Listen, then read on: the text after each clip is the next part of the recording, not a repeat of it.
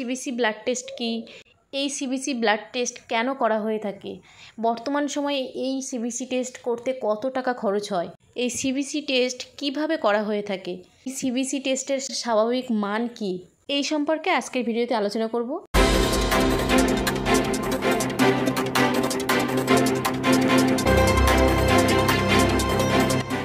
CBC test, এই CBC test এই কথাটির সাথে বা এই শব্দটির সাথে আপনারা কম বেশি সকলেই প্রায় পরিচিত হয়ে গেছেন, কেননা এটি এমন একটি কমন টেস্ট যা বেশিরভাগ রোগের ক্ষেত্রেই এই টেস্ট বিভিন্ন ডক্টররা তাদের পেশেন্টদের প্রেসক্রাইব করে থাকেন।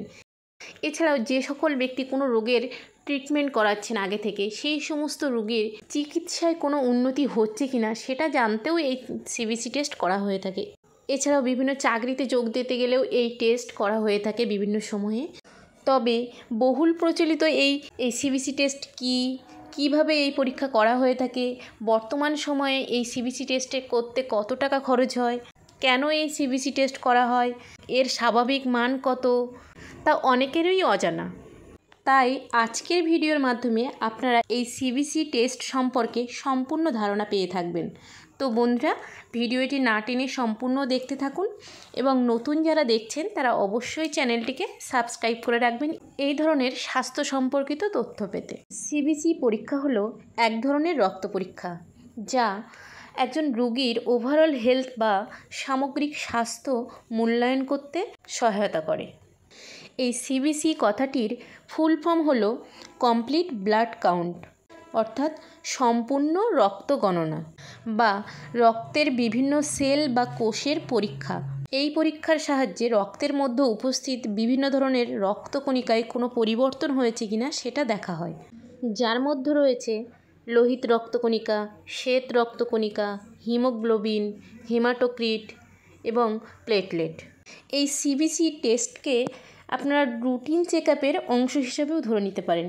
এই টেস্টের মধ্য দিয়ে একজন চিকিৎসক তার পেশেন্টের সামগ্রিক স্বাস্থ্য পরীক্ষা করতে এবং বিভিন্ন ধরনের রোগ শনাক্তকরণ করতে সহায়তা করে, যেমন রক্তের বিভিন্ন ধরনের রোগ, যেমন অ্যানিমিয়া, লিউকোমিয়া, রক্তের ক্যান্সার, ইনফেকশন, ইমিউন সিস্টেম দুর্বলতা, ক্লান্তি, ঘুম ভাব, জ্বর, প্রদাহ, রক্তপাত ইত্যাদির কারণ খুঁজতেও এই টেস্ট করা হয়ে থাকে।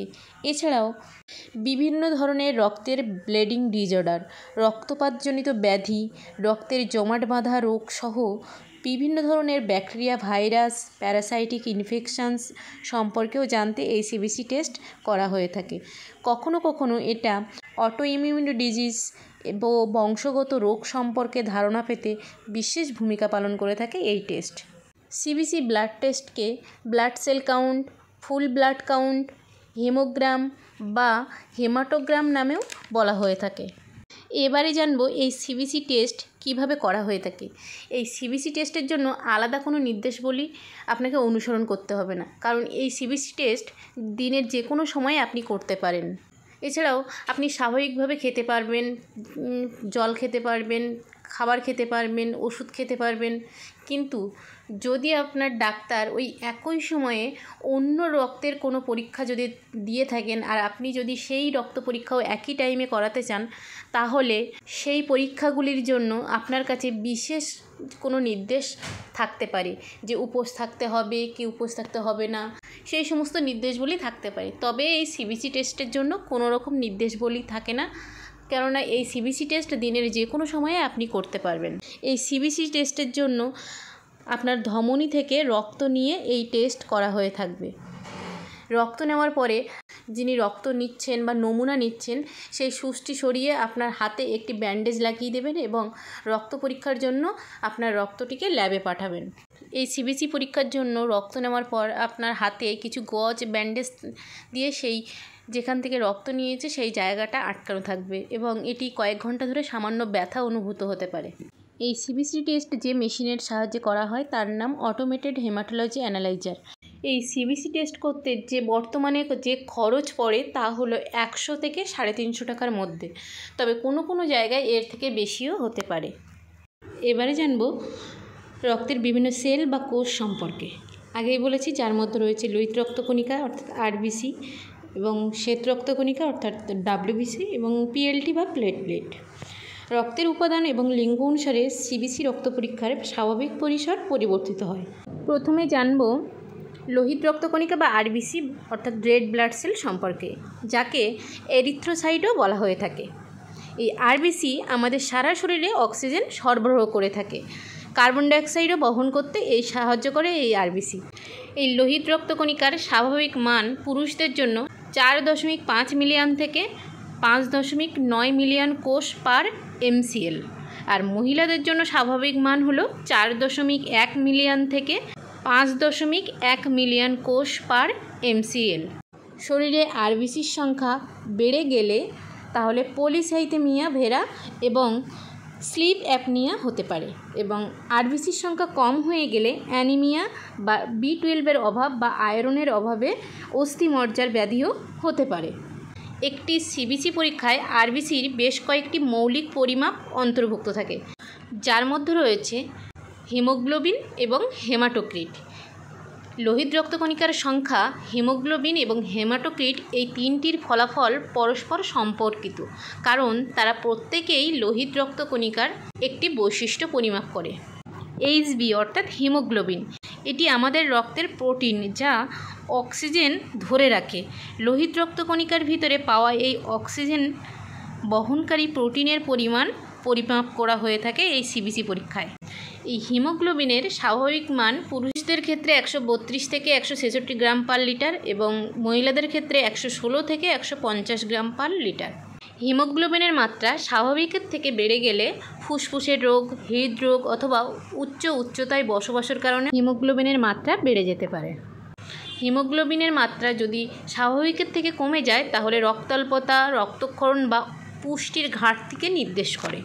নেক্সট এইচসিটি অর্থাৎ হেমাটোক্রিট, এটি আমাদের রক্তের আয়তনের অনুপাত পরিমাপ করে, যা আরবিসি নিয়ে গঠিত।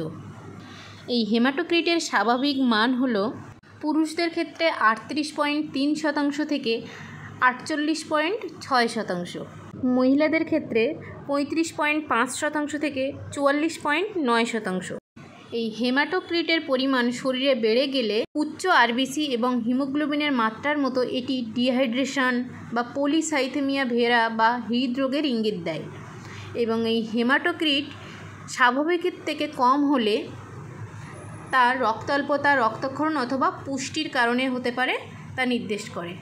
আরবিসি সূচকের বিভিন্ন প্রকার রয়েছে, যেমন এমসিভি, এমসিএইচ, এমসিএইচসি, আরডিডব্লিউ। এমসিভি অর্থাৎ মিন কর্পাসকুলার ভলিউম, যাকে গড় কর্পাসকুলার আয়তন বলা হয়ে থাকে, যার স্বাভাবিক মান 80 থেকে 100 ফেমটোলিটার। এমসিএইচ অর্থাৎ মিন কর্পাসকুলার হিমোগ্লোবিন, যাকে বলা হয় গড় কর্পাসকুলার হিমোগ্লোবিন, যার স্বাভাবিক মান 27 থেকে 31 পিকোগ্রাম। নেক্সট হলো এমসিএইচসি অর্থাৎ গড় হিমোগ্লোবিনের ঘনত্ব, যার স্বাভাবিক মান 32 থেকে 36 গ্রাম পার ডেসিলিটার। এবং নেক্সট আরডিডব্লিউ, যার লোহিত রক্তকণিকার প্রস্থ, যার স্বাভাবিক মান 12% থেকে 15%। এবারে আমরা জানব শ্বেত রক্তকণিকা সম্পর্কে, যাকে বলা হয় ডাব্লিউবিসি বা হোয়াইট ব্লাড সেল। এটি এমন একটি রক্তকণিকা যেটি আমাদের দেহে অ্যান্টিজেন বা কোনো ভাইরাস, ব্যাকটেরিয়া বা অন্য কোনো পদার্থ যদি আমাদের দেহের বাইরে থেকে দেহের ভিতরে প্রবেশ করে, তাহলে এই ডাব্লিউবিসি বা শ্বেত রক্তকণিকা দেহে সৈনিকের মতো প্রোটেক্টের কাজ করে, অর্থাৎ শরীরকে জীবাণুর বিরুদ্ধে লড়াই করতে সাহায্য করে এই ডাব্লিউবিসি বা হোয়াইট ব্লাড সেল। এই ডাব্লিউবিসি বা শ্বেত রক্তকণিকার স্বাভাবিক মান হলো 3.4 থেকে 9.6 বিলিয়ন কোষ পার লিটার। শ্বেত রক্তকণিকা যদি শরীরে স্বাভাবিকের থেকে বেশি হয়ে যায় তাহলে ব্যাকটেরিয়াল ইনফেকশান বা ইউটিআই বা ইউরিনারি ট্র্যাক ইনফেকশান এই সমস্ত ধরা হয়ে থাকে। এটি কমে গেলে ভাইরাল ইনফেকশান, ডেঙ্গু, ম্যালেরিয়া এইসব ধরা হয়ে থাকে। নেক্সট আলোচনা করব ডিফারেন্সিয়াল কাউন্টগুলি নিয়ে। এই হোয়াইট ব্লাড সেল বা শ্বেত রক্তকণিকার মধ্যে যে ডিফারেন্সিয়াল কাউন্ট 5 ধরনের রয়েছে সেগুলো নিয়ে আলোচনা করব। সেগুলি হলো neutrophil, lymphocyte, monocyte, eosinophils, basophil. প্রথম আলোচনা করব নিউট্রোফিল নিয়ে। এই নিউট্রোফিল হলো শ্বেত রক্তকণিকার সর্বাধিক শতাংশ তৈরি করে থাকে এই নিউট্রোফিল। এর স্বাভাবিক মান 40 থেকে 60%। দ্বিতীয়ত হলো লিম্ফোসাইট, যা ব্যাকটেরিয়া ও অন্যান্য রোগ জীবাণুর বিরুদ্ধে লড়াই করে। এর স্বাভাবিক মান 20 থেকে 40%। শ্বেত রক্তকণিকার মধ্যে প্রধান হলো এই দুটি, একটি হলো লিম্ফোসাইট আর একটি হলো নিউট্রোফিল। এই দুটির মধ্যে একটি বেড়ে গেলে অপরটি কমে যায়, যা শরীরের বিভিন্ন অবস্থার কথা নির্দেশ করে। যেমন নিউট্রোফিল বেড়ে গেলে সাধারণত ব্যাকটেরিয়াল ইনফেকশান বা অ্যাকিউট ইনফেকশান ধরা হয়, এবং কমে গেলে টিবি, টাইফয়েড, বোন ম্যারো বা অস্থিমজ্জার রোগ ধরা হয়ে থাকে। এছাড়াও যে কোনো অটোইমিউন ডিজিজ বা বংশগত রোগ সম্পর্কেও জানা যায়।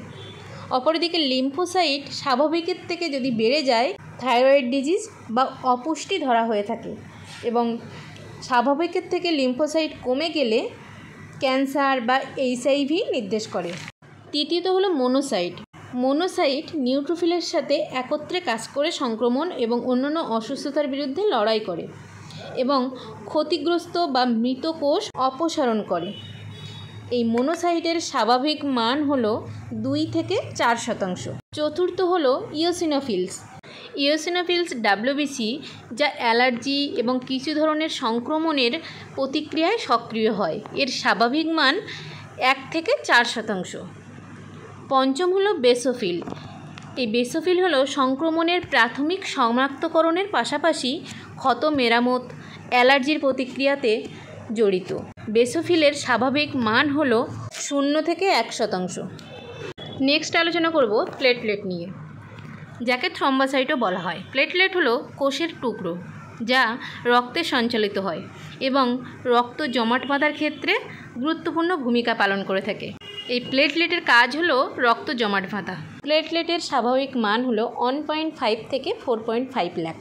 ডেঙ্গু, ম্যালেরিয়া, টাইফয়েড, যে কোনো ভাইরাল ইনফেকশন যেমন চিকেন পক্স, স্মল পক্স, এই সময় এই প্লেটলেট কমে গিয়ে থাকে এবং ফ্র্যাকচার বা ইনজুরি বা হ্যামারেজ বা আঘাত লাগার পরবর্তীতে অথবা অপারেশন পরবর্তী কিছুদিন এই প্লেটলেট বেড়ে গিয়ে থাকে।